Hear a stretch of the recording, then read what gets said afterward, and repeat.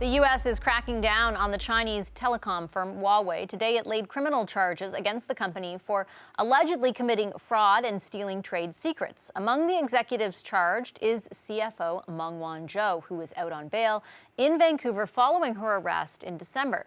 The U.S. says it's seeking her extradition. The CBC's Ellen Morrow joins us with the latest from Washington. Hey, Ellen, thanks for being with us again. Can you kind of go over some more of the details about what U.S. authorities are alleging here?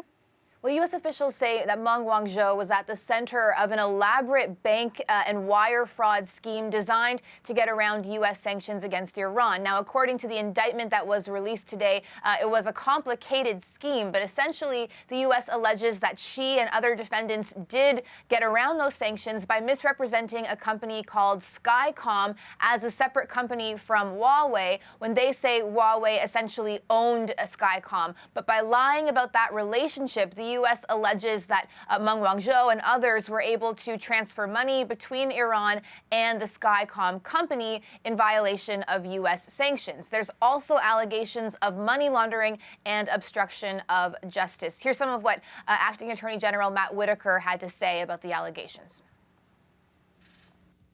As part of Huawei's schemes, Ms. Meng personally made statements to one of Huawei's major banking partners about the company's operations in Iran.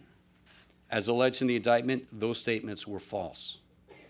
It is important to understand that Ms. Meng has been charged based upon her own personal conduct and not because of actions or misconduct by other Huawei employees.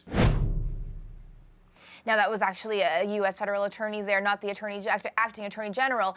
The U.S. is also accusing Huawei Vashi of trying to steal intellectual property. They say company staff went to a T-Mobile facility here in the U.S. and stole information about a robot that T-Mobile was building so they could take it back to Huawei headquarters and offices in China and build their own better version of that robot. The acting attorney general also commented on Canada while they were making this announcement. What did they have to say? Well, that's right. Matthew Whitaker referred directly to Canada, explicitly thanking Canada for its help in the Meng Wanzhou case. Here's some of what he had to say. We are deeply grateful to the Government of Canada for its assistance and its steadfast commitment to the rule of law.